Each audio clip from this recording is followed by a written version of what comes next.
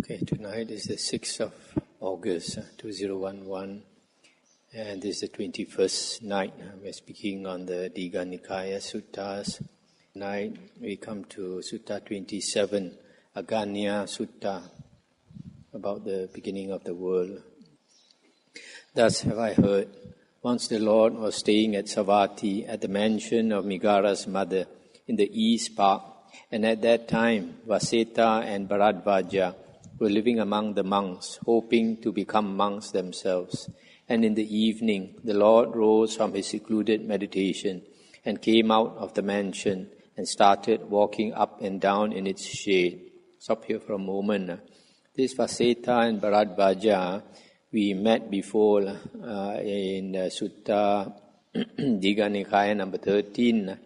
These two were young Brahmin students of two different famous Brahmin teachers, and they were arguing, and then they came to the Buddha to settle their argument.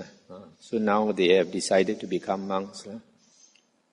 Vaseta noticed this, and he said to Bharadvaja, "Friend Bharadvaja, the Lord has come out and is walking up and down. Let us approach him. We might be fortunate enough to hear a talk on Dhamma from the Lord himself." "Yes, indeed," said Bharadvaja. So they went up to the Lord, saluted him, and fell into step with him.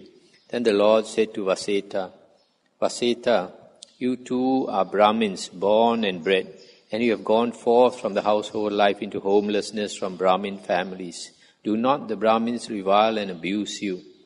And Vaseta replied, "Indeed, Lord, the Brahmins do revile and abuse us. They don't hold back with their usual flood of reproaches."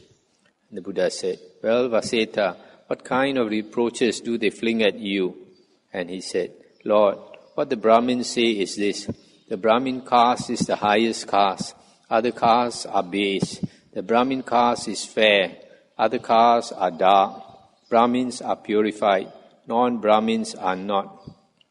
The Brahmins are the true children of Brahma, born from his mouth, born of Brahma, created by Brahma, heirs of Brahma. And you have deserted the highest class and gone over to the base class of shaveling petty ascetics, servants, dark fellows born of Brahma's foot. It's not right, it's not proper for you to mix with such people. That is the way the Brahmins abuse us, Lord." Then Vaseta, the Buddha said, "The Brahmins have forgotten their ancient tradition when they say that, because we can see Brahmin women, the wives of Brahmins, who menstruate and become pregnant, have babies and give suck, and yet these womb-born Brahmins talk about being born from Brahma's mouth. These Brahmins misrepresent Brahma, tell lies, and earn much demerit." Stop here for a moment. So you see, people tend to believe what they like to believe, although the fact is very clear, yet they keep believing what they like to believe. And the Buddha continued, "There are, Vaseta, these four castes, the Katyas, the Brahmins, the merchants, and the artisans. And sometimes a Katya takes life, takes what is not given, commits sexual misconduct, tells lies, indulges in slander, harsh speech or idle chatter, is grasping, malicious, or of wrong views. Thus such things as are immoral and considered so, blameworthy and considered so, to be avoided and considered so, ways unbefitting an Aryan and considered so, black with black result and blamed by the wise, are sometimes to be found among the Katyas, and the same applies to Brahmins, merchants, and artisans. Sometimes too, a Katya refrains from taking life, etc., refrains from other wrong actions. Is not grasping, malicious, or of wrong views. Thus such things as are moral and considered so, blameless and considered so, to be followed and considered so, ways befitting an Aryan and considered so, bright with bright results, and praised by the wise, are sometimes to be found among the Katyas, and likewise among Brahmins, merchants, and artisans. Now since both dark and bright qualities, which are blamed and praised by the wise, are scattered indiscriminately among the 4 castes. The wise do not recognize the claim about the Brahmin caste being the highest. Why is that? Because Vaseta, anyone from the 4 castes who becomes a monk, an arahant who has destroyed the asavas, who has lived the life, done what had to be done, laid down the burden, reached the highest goal, destroyed the fetter of becoming, and become emancipated through super knowledge. He is proclaimed supreme by virtue of Dhamma and not of non-Dhamma. Dhamma is the best thing for people in this life and the next as well. This illustration will make clear to you how Dhamma is best in this world and in the next. King Pasenadi of Kosala knows the ascetic Gautama has gone forth from the neighboring clan of the Sakyans. Now the Sakyans are vassals of the king of Kosala. They offer him humble service and salute him, rise and do him homage, and pay him fitting service. And just as the Sakyans offer the king humble service, etc., so likewise does the king offer humble service to the Tathagata, thinking, if the ascetic Gautama is well born, I am ill born. If the ascetic Gautama is strong, I am weak. If the ascetic Gautama is pleasant to look at, I am ill-favored. If the ascetic Gautama is influential, I am of little influence. Now it is because of honoring the Dhamma, making much of the Dhamma, esteeming the Dhamma, doing reverent homage to the Dhamma, that King Pasenadi does humble service to the Tathagata and pays him fitting service. Dhamma is the best thing for people in this life and the next as well. Stop here for a moment. So here the Buddha makes it plain how Dhamma is more important. King Pasenadi, he is the king of the King Pasenadi is the king of the country of Kosala, and the Sakyans live in the country of Kosala. So the Sakyans pay homage to the king Pasenadi. But even though the Buddha is a Sakyan, just like the other Sakyans, but the king pays homage to the Buddha. So because of Dhamma, that's why the Buddha says Dhamma is the most important. And the Buddha continued, Vaseta, all of you, though of different birth, name, clan and family, who have gone forth from the household life into homelessness, if you are asked who you are, you should reply, we are samanas or ascetics, sons of the Sakyan, Sakya Putta. He whose faith in the Tathagata is settled, rooted, established, solid, unshakable by any ascetic or Brahmin, any Deva or Mara or Brahma or anyone in the world can truly say, I am a true son of the Blessed Lord, born of his mouth, born of Dhamma, created by Dhamma, an heir of Dhamma. Why is that? Because Vaseta, this designates the Tathagata, the body of Dhamma, Dhammakaya, the body of Brahma, Brahmakaya, or Dhamma become, Dhammavuddho, that is, Brahma become, Brahmavuddho. There comes a stop here for a moment. So here the Buddha says that he is basically the Dhamma body, or Dhamma become, and Brahma to the Indians is God. So he has become God body, body of God, or become God, because the Buddha has attained the deathless, has attained the unconditioned, the uncreated. He is one with the uncreated. There comes a time, Vaseta, when sooner or later, after a long period, this world contracts. At the time of contraction, beings are mostly born in the Abhasara Brahma world. That means the second jhana, heaven. And there they dwell, mind-made, feeding on delight, self-luminous, moving through the air, glorious. And they stay like that for a very long time. But sooner or later, after a very long period, this world begins to expand again. At the time of expansion, the beings from the Abhasara Brahma world, having passed away from there, are mostly reborn in this world. Here they dwell, mind-made, feeding on delight, self-luminous, moving through the air, glorious, and they stay like that for a very long time. At that period, Vaseta, there was just one mass of water, and all was darkness, blinding darkness. Neither moon nor sun appeared, no constellation or stars appeared. Night and day were not distinguished, nor months and fortnights, no years or seasons, and no male and female, beings being reckoned just as beings.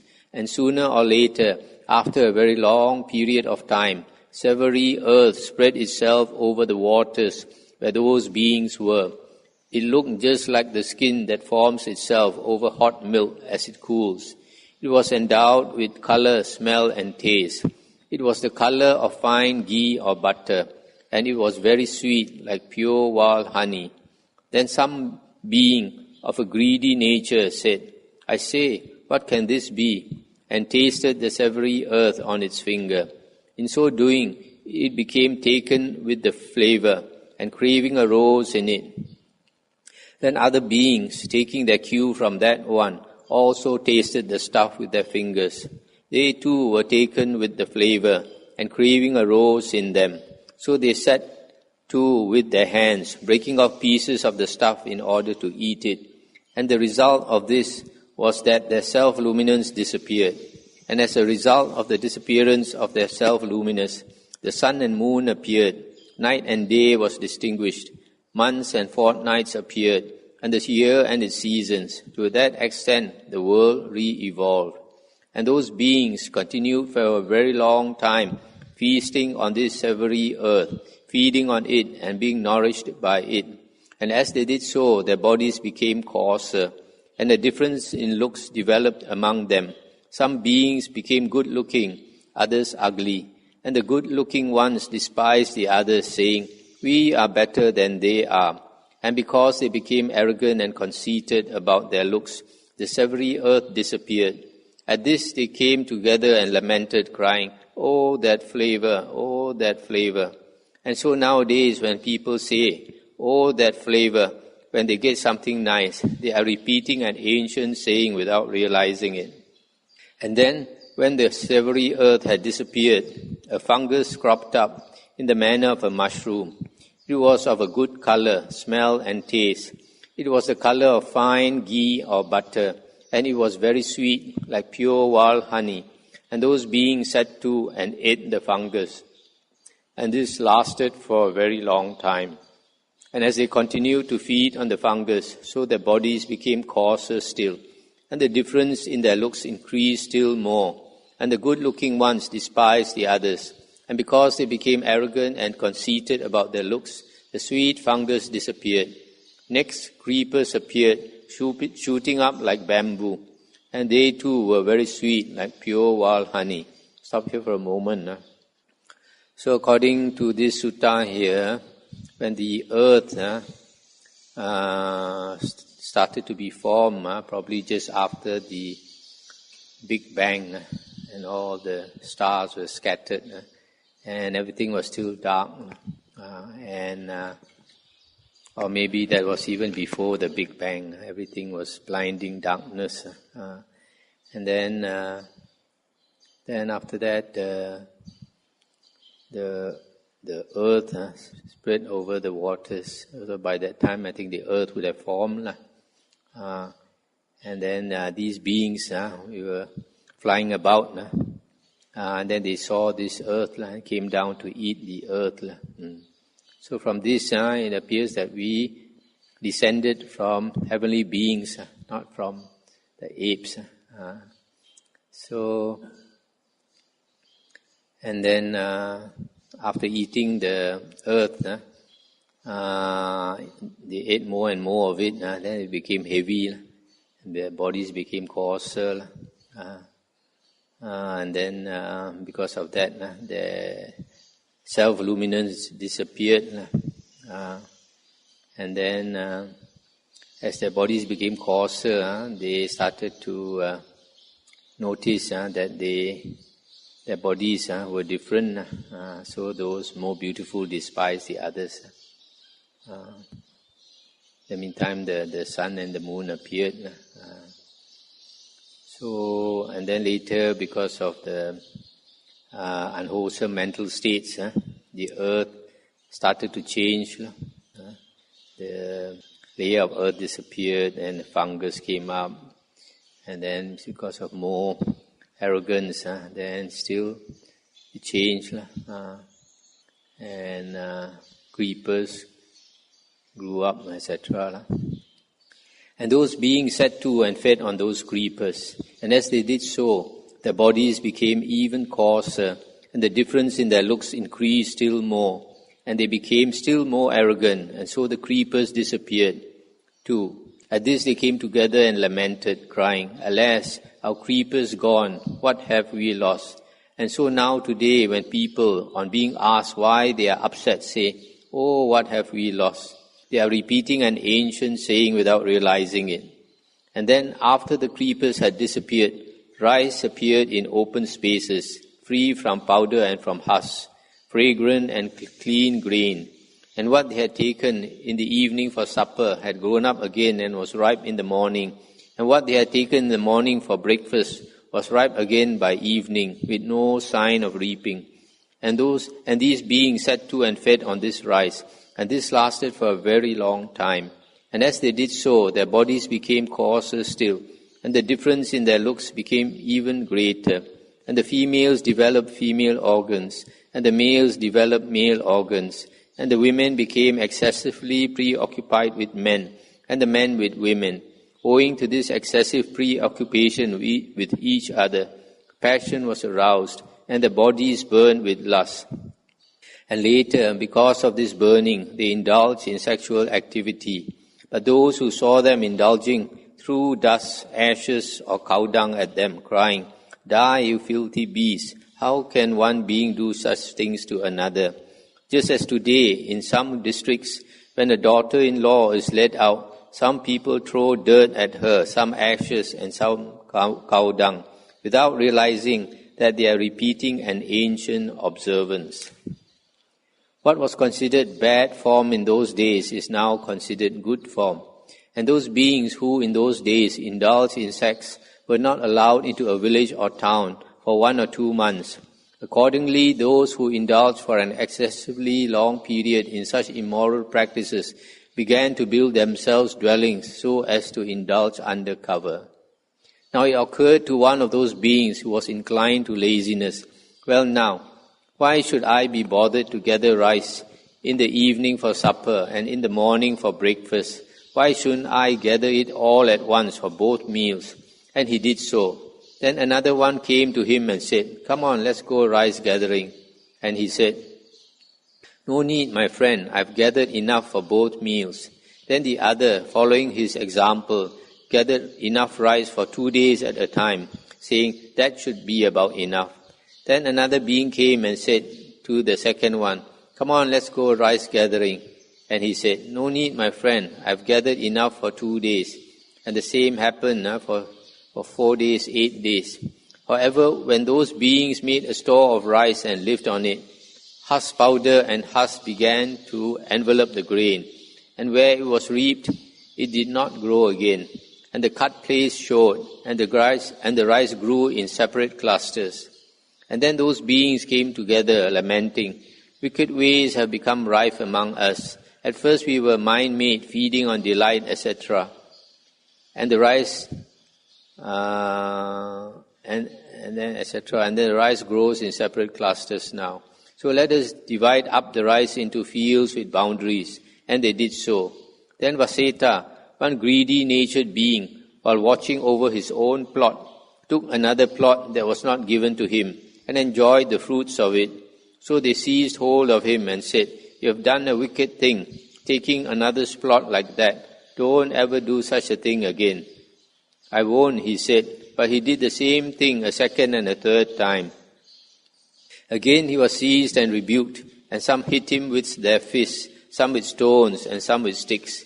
And in this way Vaseta, taking what was not given, and censuring and lying and punishment took their origin. Then those beings came together and lamented the arising of these evil things among them. Taking what was not given, censuring, lying and punishment. And they thought, suppose we were to appoint a certain being who would show anger where anger was due, censure those who deserved it, and banish those who deserved banishment. And in return we would grant him a share of the rice. And so they went to the one among them who was the handsomest, the best looking, the most pleasant and capable, and asked him to do this for them in return for a share of the rice. And he agreed. The people's choice is the meaning of Mahasamata, which is the first regular title to be introduced, the first king.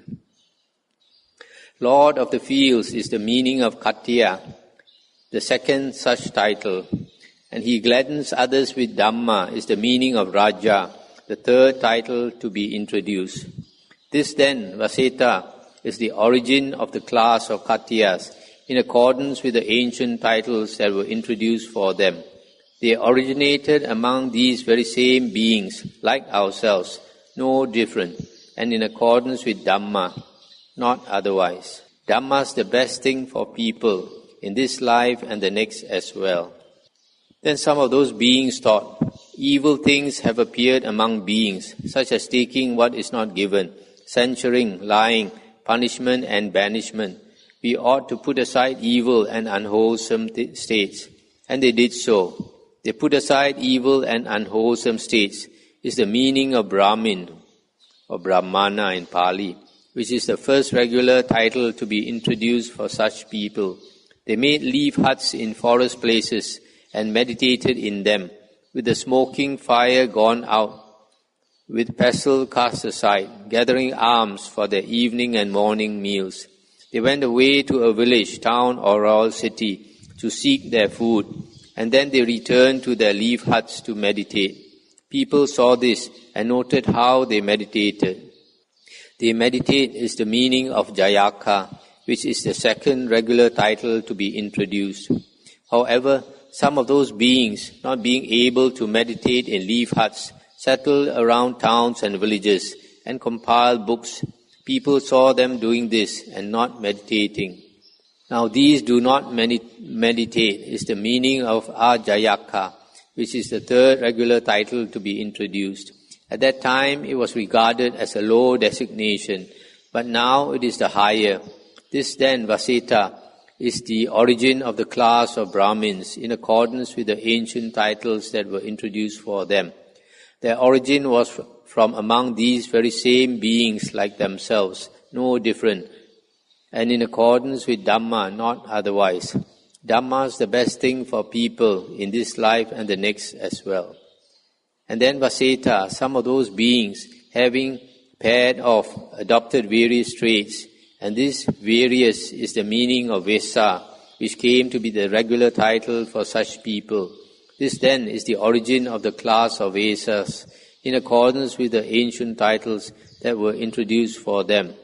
Their origin was from among these very same beings. Vesa is the merchant class. And then Vaseta, those beings that remain went in for hunting. They are base who live by the chase, and that is the meaning of Suddha, the worker class, which came to be the regular title for such people. This then is the origin of the class of Suddhas, in accordance with the ancient titles that were introduced for them. Their origin was from among these very same beings. And then Vaseta, it came about that some Katya, dissatisfied with his own Dhamma, went forth from the household life into homelessness, thinking, I will become an ascetic. And the Brahmin did likewise, a Vesa likewise, and so did a Suddha. And from these four classes, the class of ascetics came into existence. Their origin was from among these very same beings, like themselves, no different, and in accordance with the Dhamma, not otherwise. Dhamma is the best thing for people in this life and the next as well. And Vaseta, a Katya who has led a bad life in body, speech and mind, and who has wrong view, will, in consequence of such wrong views and deeds, at the breaking up of the body after death, be reborn in a state of loss and ill fate, the downfall, the hell state. So too will a Brahmin, a Vesa or a Suddha. Likewise, a Khattiya who has led a good life in body, speech and mind, and who has right view, will, in consequence of such right view and deeds, at the breaking up of the body after death, be reborn in a good destiny, in a heaven state. So too will a Brahmin, a Vesa or a Suddha.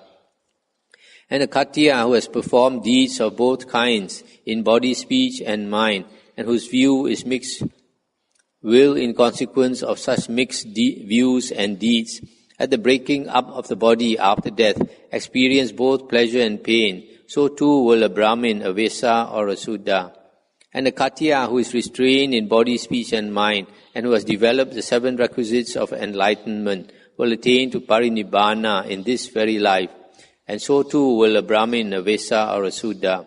And Vaseta, whoever of these 4 castes, as a monk, becomes an Arahant who has destroyed the asavas, done what had to be done, laid down the burden, attained to the highest goal, completely destroyed the fetter of being, and become liberated by the highest insight.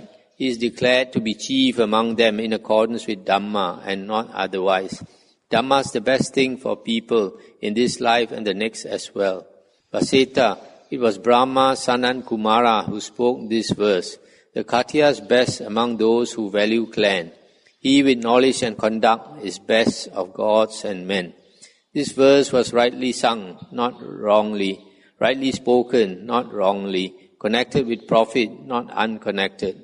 I too say, Vaseta, the Khattiya is best among those who value clan. He with knowledge and conduct is best of gods and men. Thus the Lord spoke, and Vaseta and Bharadvaja were delighted and rejoiced at his words. That's the end of the sutta. So here the Buddha goes to show these 2 young Brahmins that in so many instances the Dhamma is the most valued. That's why somebody who practices the Dhamma is the most respected.